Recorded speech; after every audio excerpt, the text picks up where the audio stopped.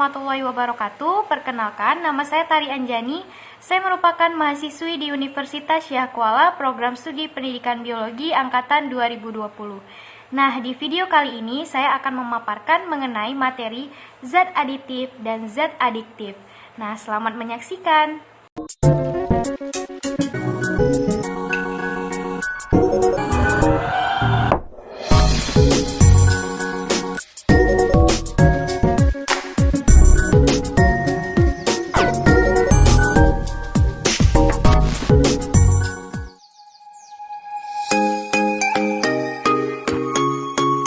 Halo sahabat semuanya, pasti sahabat memiliki makanan dan minuman favorit. Pernah nggak kalian melihat komposisi dari makanan tersebut? Nah, kalau diperhatikan, warna makanan yang sering kita konsumsi memiliki warna yang mencolok dan sangat menarik. Bagaimana dengan makanan ringan yang sering kalian beli? Selain renyah, rasanya pun gurih dan enak. Nah, yang membuat warna makanan menjadi terang dan terasa enak itu disebut dengan zat aditif. Nanti kalian akan mempelajari zat aditif dan adiktif. Jangan tertukar ya. Untuk lebih jelasnya, yuk simak video berikut ini. Zat adiktif merupakan suatu zat yang dapat membuat seseorang ketagihan. Berbeda dengan zat aditif. Dicatat ya, zat aditif. Zat aditif adalah bahan yang ditambahkan dengan sengaja ke dalam suatu makanan. Zat aditif hanya ditambahkan dalam jumlah yang kecil saja. Tujuan penggunaan zat aditif ini adalah untuk meningkatkan penampilan, cita rasa, tekstur, aroma, hingga daya simpan suatu makanan serta minuman. Kadang-kadang zat aditif ini juga ditambahkan untuk meningkatkan nilai gizi dari makanan dan minuman. Nah, berdasarkan fungsinya, zat aditif itu dibagi menjadi beberapa kelompok. Yuk kita bahas bersama-sama apa saja yang termasuk ke dalam zat aditif. Yang pertama adalah zat pewarna. Nah, zat pewarna ini adalah zat aditif yang ditambahkan pada makanan atau minuman untuk memberikan warna yang menarik. Coba kalian ingat-ingat, nasi kuning yang pernah kalian makan. Kira-kira warna kuningnya itu didapat dari mana ya? Nah, zat aditif ini bisa berasal dari sumber alami ataupun buatan. Pada nasi kuning, zat pewarna yang digunakan adalah zat pewarna alami, yaitu kunyit. Yang lainnya adalah berupa daun pandan atau bisa juga buah naga. Walaupun zat warna alami lebih sehat, tapi warna yang dihasilkan tidaklah secerah zat warna buatan. Sementara itu, zat aditif buatan diperoleh melalui proses reaksi kimia, termasuk untuk zat pewarnanya. Nah, strukturnya diusahakan menyerupai pewarna alami. Nah, pada zat pewarna buatan lebih murah dan warnanya lebih cerah. Tapi konsumsi berlebih bisa memberikan efek samping, itu adalah zat aditif berwarna. Selanjutnya adalah zat aditif pemanis. Untuk zat aditif pemanis, kita terbiasa menggunakan zat pemanis alami seperti gula pasir, gula kelapa, sampai dengan gula aren. Nah, gula ini ditambahkan pada makanan dan minuman untuk meningkatkan cita rasa. Zat pemanis buatan memiliki rasa manis yang hampir sama dan bahkan lebih manis dibandingkan dengan pemanis lainnya. Zat pemanis ini umumnya digunakan untuk penderita diabetes yang tidak dapat mengkonsumsi gula secara alami. Contoh dari zat pemanis buatan ada siklamat, aspartam, dan sorbitol. Itu merupakan zat aditif pemanis. Nah, selanjutnya itu adalah zat pengawet. Zat pengawet adalah zat aditif yang ditambahkan pada makanan atau minuman untuk memperlambat proses pembusukan. Beberapa contoh dari zat pengawet buatan adalah asam benzoat, natrium benzoat, dan kalium benzoat. Tetapi ada pula zat pengawet alami yang bisa kita gunakan dalam kehidupan sehari-hari. Contohnya adalah proses pengasinan dan pemanisan. Nah, proses ini diperuntukkan untuk menjaga agar sayur dan buah serta makanan tidak cepat busuk. Nah, selanjutnya adalah zat aditif penyedap atau penyedap rasa. Nah, penyedap ini merupakan zat aditif yang paling banyak disukai dan ditambahkan di dalam makanan. Jenis zat aditif ini pasti sudah familiar di telinga teman-teman semua karena pasti tahu kan apa itu micin atau monosodium glutamat yang disingkat dengan MSG. Nah, penyedap makanan ini digunakan untuk meningkatkan cita rasa yang ada pada makanan atau bumbu-bumbu dapur seperti garam, bawang, cengkeh, dan merica juga termasuk ke dalam zat penyedap yang bersifat alami. Nah, bumbu-bumbu tersebut digunakan untuk menambah selera makan, tetapi ketika menggunakan micin, itu kita harus menggunakannya dengan batas yang optimal, yaitu 120 mg per kilogram berat badan. Jadi jangan jadi generasi micin ya.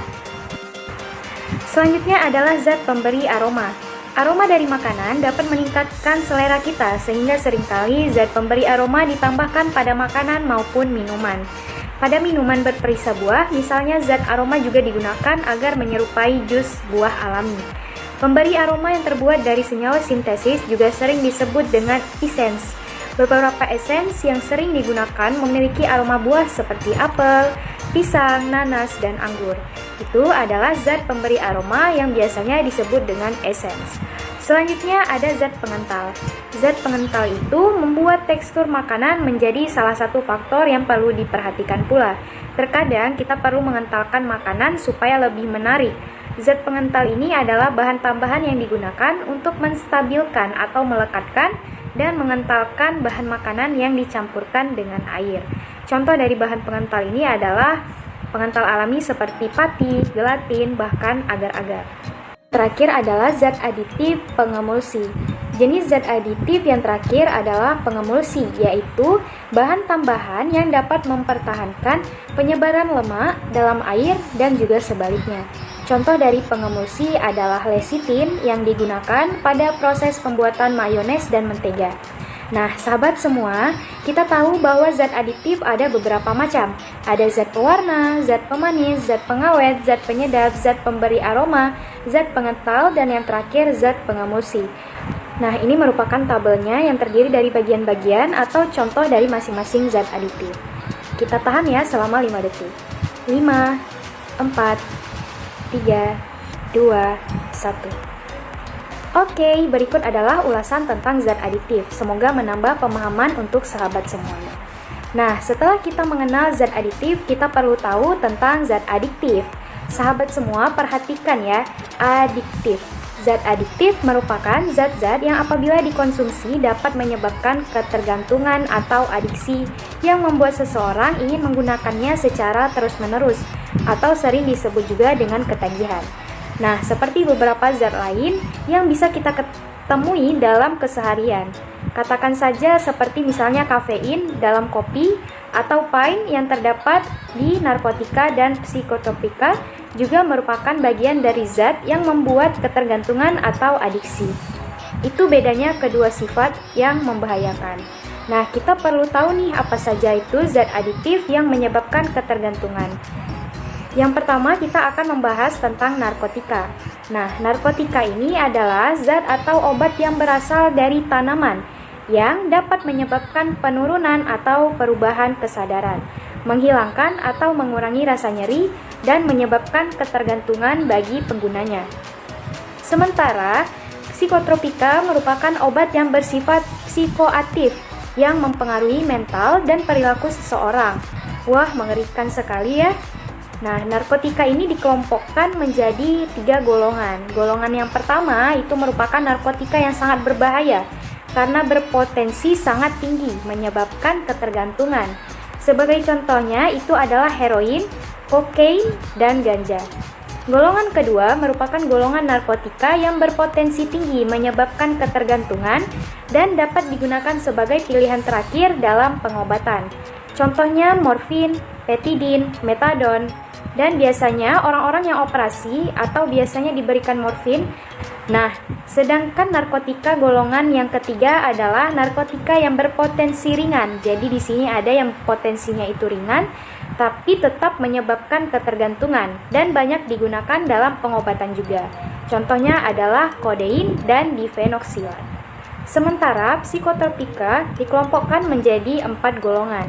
Kalau kita tahu tadi narkotika menjadi 3 golongan, maka psikotropika ini dibagi menjadi 4 golongan berdasarkan potensi dalam menyebabkan ketergantungan. Nah, golongan yang pertama ini merupakan psikotropika yang berpotensi sangat kuat menyebabkan ketergantungan. Misalnya ekstasi, LSD, atau lysergic acid diethylmate, dan DOM. Golongan yang kedua merupakan psikotropika yang berpotensi kuat menyebabkan ketergantungan dan sangat terbatas, digunakan sebagai obat. Misalnya amfetamin, metamfetamin, fenixidin, dan Ritalin. Selanjutnya adalah golongan 3 psikotropika. Yang golongan 3 ini adalah golongan psikotropika yang berpotensi sedang yang menyebabkan ketergantungan. Kemudian yang keempat adalah psikotropika golongan 4, merupakan golongan psikotropika yang berpotensi ringan dalam menyebabkan ketergantungan dan sangat banyak digunakan menjadi obat. Misalnya itu ada diazepam, clobazam, fenobarbital, clorazepam, dan netrazepam. Nah, itu sebenarnya penggunaan sesuai dengan anjuran. Misalnya itu bisa digunakan sebagai obat, itu psikotropika. Namun penyalahgunaan penggunaan yang berlebihan biasanya ini yang menyebabkan ketergantungan, bahkan disebut sebagai obat-obatan terlarang. Dan di situ juga melanggar hukum loh, sahabat semua. Jadi perlu kalian ketahui bahwa penggunaan obat-obatan terlarang itu sudah diatur menurut hukum dan harus kalian taati serta kalian pahami. Nah, para ahli juga menggolongkan narkoba atau narkotika menjadi 3 golongan besar menurut efeknya.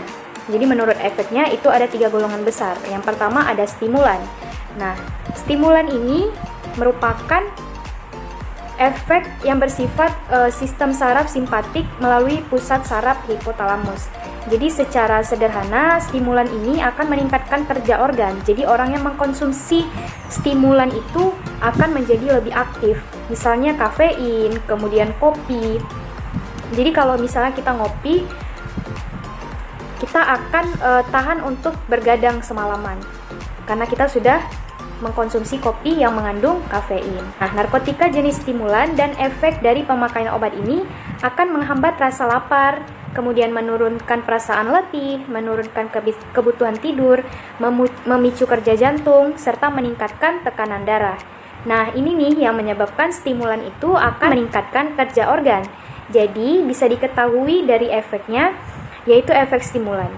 Nah, jadi bisa juga mengurangi rasa lapar, jadi aktif terus ketika orang mengkonsumsi stimulan. Yang kedua ini adalah depresan. Nah, berbeda dengan stimulan, depresan itu lawannya dari stimulan. Depresan berfungsi mengurangi kegiatan sistem saraf, sehingga menurunkan aktivitas pemakaiannya. Nah, ada 5 kategori utama depresan, yaitu ada etanol, barbiturat, obat penenang, opiat, dan juga anestesi. Jadi obat-obat yang termasuk depresan itu akan mengurangi sistem kerja otot, juga sistem kerja saraf. Jadi orangnya akan menjadi lemah. Kalau kalian lihat misalnya setelah ada orang yang mengkonsumsi terus jadi lemah, jadi kayak jalannya itu hoyong atau jatuh, itu karena obat yang namanya adalah stimulan. Nah, di Indonesia ini ada pengedar obat-obatan seperti itu, seperti biasanya dikatakan pil koplo. Nah, penyalahgunaan obat penekan saraf atau depresan itu dapat menyebabkan efeknya perasaannya menjadi labil, kemudian bicaranya itu tidak karuan, mudah tersinggung, dan dia ingatnya koordinasi motoriknya itu atau ingatannya itu terganggu. Nah, itu merupakan pengaruh dari obat depresan. Halusinogen atau halusinasi, jadi obat ini akan memberikan efek halusinasi. Nah, halusinogen ini meliputi ganja, LSD, STP, THC, mesakolins, kentamin, psilobin, dan BCP. Jadi seperti obat bius gitu loh. Ini adalah suatu obat bius hewan yang biasanya memberikan efek ketika orang konsumsi itu akan menyebabkan halusinasi yang berlebihan. Nah, ciri-cirinya itu adalah mengeluarkan keringat yang berlebihan, kemudian pupil matanya itu melebar, pandangannya kabur, serta terjadinya gangguan kondisi motorik. Dan tentunya orang jadi berhalusinasi. Nah, LSD ini salah satunya bisa dipakai untuk membantu pengobatan bagi orang-orang yang mengalami penyakit gangguan jiwa. Jadi obatnya adalah menggunakan LSD yang merupakan halusinogen. Nah, itu adalah pembahasan tentang zat adiktif. Sahabat semua perlu mengetahui ya, jadi zat adiktif itu adalah narkotika, psikotropika, dan secara efeknya itu dibagi menjadi 3. Ada stimulan yang menjadikan orang menjadi aktif, kemudian ada depresan yang memperlemah sistem syaraf, dan halusinogen yang menyebabkan halusinasi. Nah, itu merupakan beberapa pemaparan mengenai zat aditif maupun zat adiktif. Semoga bisa menambah wawasan dan pengetahuan kita. Terima kasih telah menyaksikan video ini. Saya mohon maaf apabila ada kesalahan kata. Saya akhiri, wassalamualaikum warahmatullahi wabarakatuh. Sampai jumpa.